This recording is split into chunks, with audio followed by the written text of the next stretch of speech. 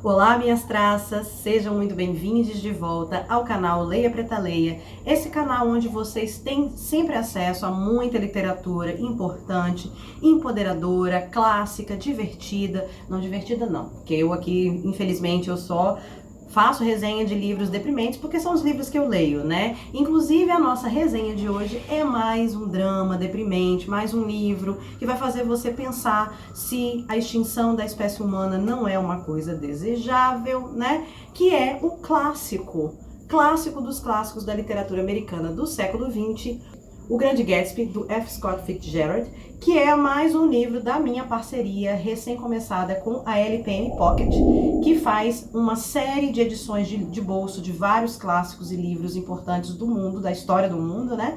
Incluindo essa belezinha aqui que eles me enviaram e que, se você me segue no Instagram, você já viu, porque eu já postei lá um vídeo de recebidos muito lindinho desse livro. Se você não me segue no Instagram, não sei o que você está esperando para fazê-lo. O meu Instagram é @leiapretaleia e o link para acessá-lo e você poder me seguir está aqui embaixo. Também estou fazendo uma produção mais frequente de vídeos no TikTok em também @leiapretaleia. O link também estará aqui na caixinha de descrição. Esse vídeo de hoje é pra gente retomar as nossas resenhas semanais que estavam paradas, porque final de semestre, né, é uma coisa complicada e hoje a gente vai fazer essa resenha pra vocês. E eu vou pedir desculpa por estar gravando de noite com uma luz meio ruim, mas é porque aqui tá fazendo muito calor e tá praticamente impossível fazer qualquer coisa de dia. Então vou ter que gravar à noite. Dito tudo isso, quero convidar você para se inscrever nesse canal, caso ainda não seja inscrito, deixa o seu joinha e tecla no sininho de notificações para você receber avisos do YouTube quando novos vídeos como esse saírem. E depois disso tudo, vamos ao vídeo.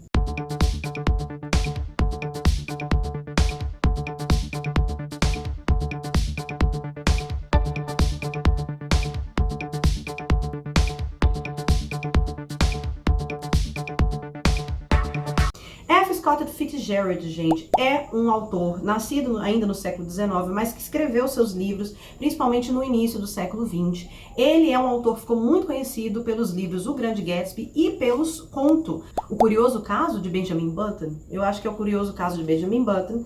E ele é um autor que vai falar muito dos acontecimentos da virada do século XX e principalmente dos anos 1920, os famosos anos loucos, que é onde passa o Grande Gatsby. Você, né, que é aí millennial ou é geração Z, talvez conheça o Grande Gatsby personificado pela personagem do Leonardo DiCaprio naquele filme, que eu acho que é de 2013, que tem ele e tem aquele menino que fez o Homem-Aranha primeiro. Isso aí você só vai lembrar se você for millennial, né? Lembrar que a geração Z, o Homem-Aranha deles é aquele menino que parece uma criancinha mesmo. Como é que é o nome do menino? Tom Holland, né? E o Grande Gatsby, o filme, é feito com o Leonardo DiCaprio, né? E que faz o Grande Gatsby, e o menino que faz o Homem-Aranha, que eu esqueci o nome dele agora, Tobey Maguire. Essa história vai nos falar muito sobre a questão dos anos loucos, dos anos 20, né? A gente tem esse período de desenvolvimento, de liberação sexual, de liberação cultural que aconteceu logo após a Primeira Guerra Mundial e antes do crack da Bolsa de Nova York, que aconteceu em 29, que veio a Grande Depressão. Então os anos 20 ficaram conhecidos como aqueles anos wild mesmo, onde as pessoas bebiam muito, saíam para festas, dançavam, liberação sexual total, um pouco de quebra da cultura ancestral, né, da cultura anterior, meio arcaica para a cultura moderna. E também vai ser conhecido como a época nos Estados Unidos da Lei Seca, que foi criada a Lei Seca, que proibia todas as pessoas de beberem em qualquer momento. E é diferente da nossa Lei Seca, por exemplo. A nossa Lei Seca só proíbe de você beber e dirigir, óbvio, né? Tá querendo fazer com que você evite de se matar e matar outras pessoas. A Lei Seca americana proibia a venda de qualquer bebida alcoólica, o consumo de qualquer bebida alcoólica em qualquer lugar, que fez apenas estimular o tráfico de bebidas, a venda ilegal de bebidas e inclusive o crescimento da máfia americana, justamente pela comercialização de bebidas no chamado mercado paralelo, né? Então, é justamente assim, você tem uma política que tenta ser muito fechada por um lado, uma política que perseguia as pessoas que bebiam, perseguiam os bons-vivants, mas a cultura não. A cultura estava realmente empolvorosa. O que esse livro mais trata é sobre a dinâmica de classes, que vem de uma tradição um pouco aristocrática, dessa divisão de classes muito marcada do século XIX, né? O século XIX é praticamente o século onde se cria as ideias de estratificação de classe, que são, né, visíveis no capitalismo, e no século XX essas coisas começam a ser questionadas, mas ainda com aquele perfume do século XIX. E por que eu estou dizendo isso? Porque no século XX, na virada do século XIX para o século XX, é onde acontece no nascimento desse sonho americano, desse sonho de você fazer a América. As pessoas imigravam para os Estados Unidos, as pessoas iam para o oeste, as pessoas achavam petróleo no seu quintal e assim as pessoas ficavam milionárias. Então ainda existia essa ideia de que a pessoa poderia ser aquele que a gente chama de self-made man, né? O cara que fez a si mesmo. Geralmente é man porque é o homem que faz isso, né? O cara que conseguiu ficar milionário com o próprio esforço do trabalho dele, que na verdade não era nada, era apenas mais uma forma de explorar o trabalho mal remunerado e de explorar a natureza. Era assim que esses caras ficavam ricos, né? E é onde a gente começa a ver, no início do século XX, a ascensão desses grandes milionários e bilionários, que são do petróleo, do ferro, né? Você vê as famílias Rockefeller, Vanderbilt, todas essas famílias ficarem muito famosas e tal, e tem essa coisa da cultura do novo rico, né? O novo rico, ele é uma figura que a gente tem até hoje, que é esse rico extravagante, que é o cara que ficou rico, ficou muito milionário, e ele passa a frequentar a sociedade, sendo que a sociedade, por meio da construção de classes, ela era muito aristocrática, a sociedade pertencia aos ricos de nascimento, né? E você tem esses novos bilionários que começam a frequentar essa sociedade e eles sofrem um certo preconceito porque eles são considerados os novos ricos mesmo, que é aquele rico cafona, que é considerado extravagante, exagerado, em contrapartida com o rico de nascimento, o old money, que a gente chama, né? O cara que tem lá, desde a época aqui no Brasil, desde a época da escravidão, desde a época das caravelas. Então você tem essa comparação muito grande.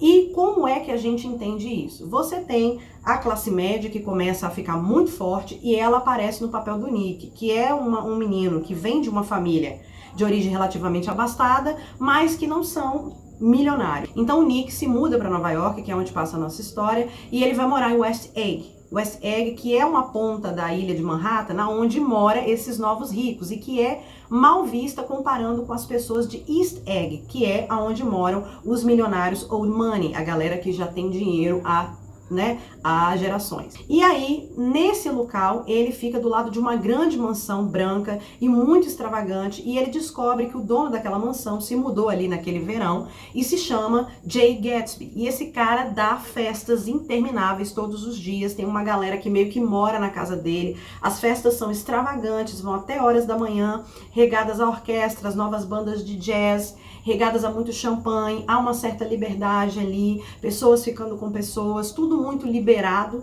e ele começa a frequentar essas festas, até por um convite do Gatsby, porque ele descobre que muitas das pessoas invadem a festa do Gatsby, mas ele não liga.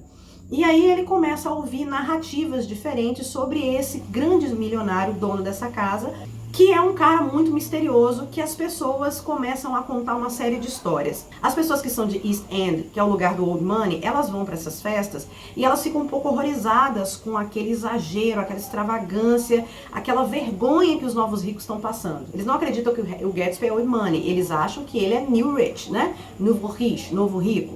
E elas frequentam a festa, mas sempre com aquele ar de superioridade, porque afinal de contas elas têm sangue aristocrático, né? São de famílias tradicionais que vêm lá dos estados sulistas, etc.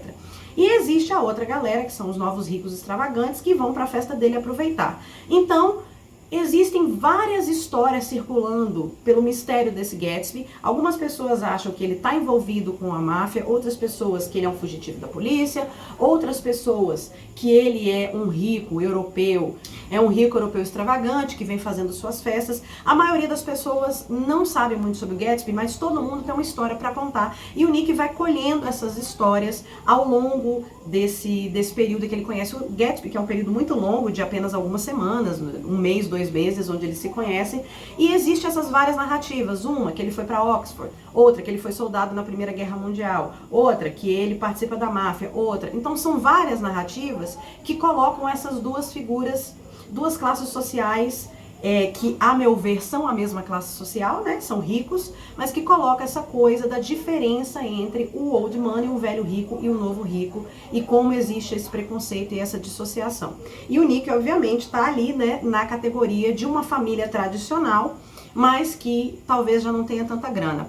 E essa grande separação entre novo rico e o old money acontece principalmente com a figura do Tom Buchanan e da Daisy. Tom Buchanan e Daisy são o casal que mora na mansão que fica de frente para a casa do Gatsby, do outro lado do lago, né, do outro lado do rio, do canal, e eles são sim uma família de origem aristocrática, eles são de estados sulistas dos Estados Unidos e são de famílias ricas. O Tom Buchanan, que é o marido da Daisy, inclusive era um jogador de polo. E quem joga polo, gente? Gente é rica, já viu algum pobre falar que joga polo? Falou pra mim que joga golfe, que joga polo, pra mim é rico, né? A Daisy é prima do Nick, e eles se reencontram e ele conhece, inclusive, a uma menina que vai se tornar namorada dele, que é uma menina que é golfista, também de uma família muito rica, porque a pessoa, pra mim, que joga golfe também tem que ser rica, né? Não dá. E não só rica, não pode ser nova rica, não. Golfe e polo, pra mim, não é nem esporte de novo rico, é esporte de gente, né, que o avô veio na caravela, aqui no Brasil, né, no caso.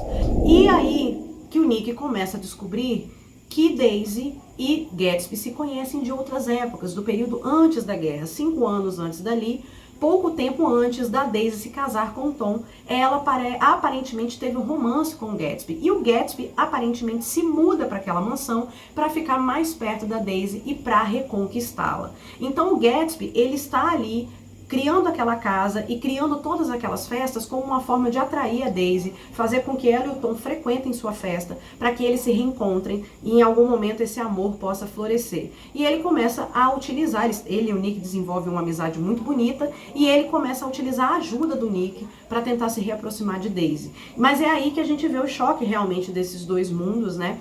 Quando a gente percebe que Daisy pertence a uma classe, inclusive, snob, né? Uma menina, ela é uma moça jovem, tem 20 e poucos anos, tem uma filhinha com o Tom, que vive ali sempre diáfana, né? A Daisy, ela é descrita como uma mulher delicada, diáfana, que fala sussurrado, que tem uma sensualidade inata, mas ao mesmo tempo muito envolvente. Mas assim, sabe? Ela só existe.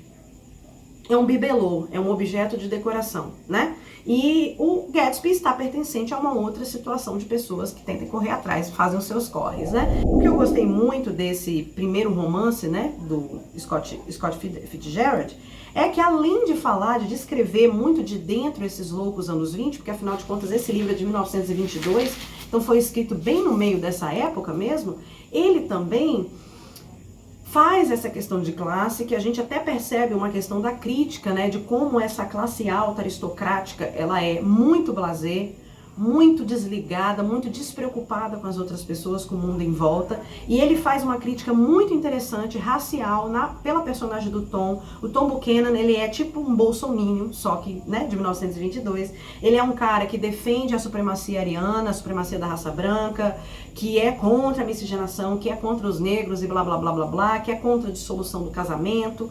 Só que o cara tem uma amante, e ele leva o Nick para conhecer uma amante, e a Daisy sabe que ele tem amante, e a amante é uma mulher da classe mais baixa, é a esposa de um dono de uma oficina de carro onde ele frequenta. Então ele é o cara hipócrita, assim, em todos os sentidos, né? E era uma hipocrisia que aparentemente nos anos 20 era muito comum, principalmente nas classes mais altas. As pessoas se casavam por obrigação, se casavam por dinheiro e acabavam tendo essas vidas paralelas.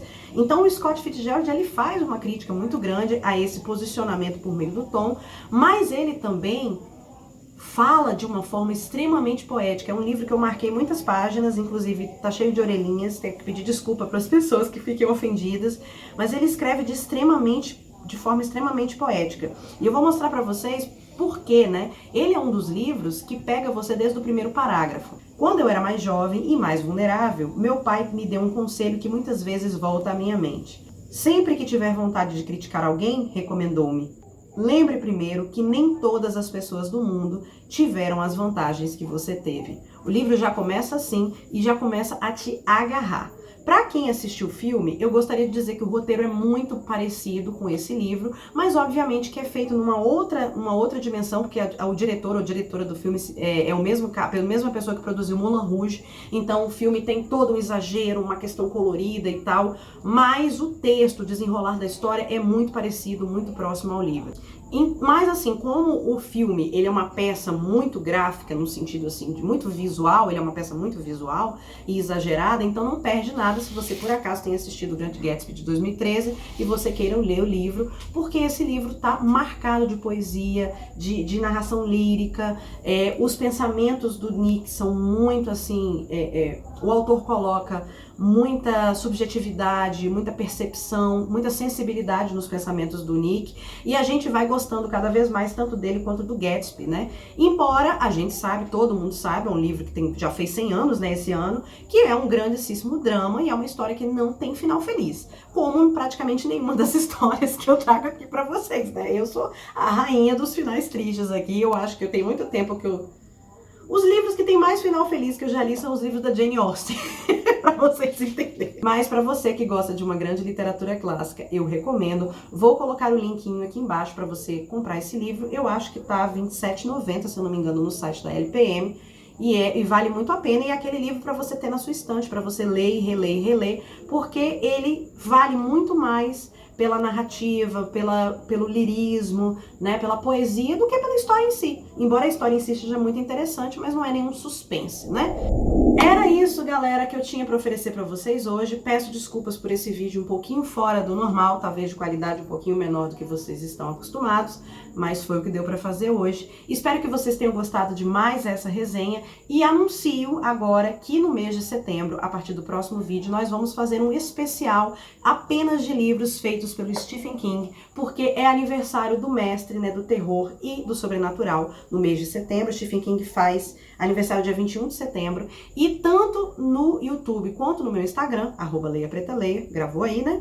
Vamos ter vários conteúdos sobre os livros e sobre o King, porque é um dos autores, sem dúvida, dos autores mais prolíficos do mundo, né? O cara já deve ter mais de 60 livros publicados e não tem provavelmente nenhum livro dele que seja ruim. São todos maravilhosos, né? Então acompanhe a programação do mês de setembro, que aliás também é o mês do meu aniversário, né? Porque estrelas maravilhosas nascem em setembro. Eu, Stephen King e Beyoncé, obviamente, né? Ah, meu pai também. Mais uma vez, peço para que você se inscreva nesse canal, caso você ainda não tenha se inscrito, e deixe o seu like para mostrar para o YouTube que é esse tipo de conteúdo que você gosta de consumir. Mais uma vez, me siga no Instagram e no TikTok, ambos em @leiapretaleia. Todos os links ditos aqui estão aqui embaixo, e também vou colocar o link para o último vídeo que eu fiz resenha de livro da LPM Pocket, que foi o vídeo de A Máquina do Tempo, de H.G. Wells. Era isso, galera. Fico por aqui. Beijos. E eu prometo que vai ter vídeo na próxima segunda. Bye!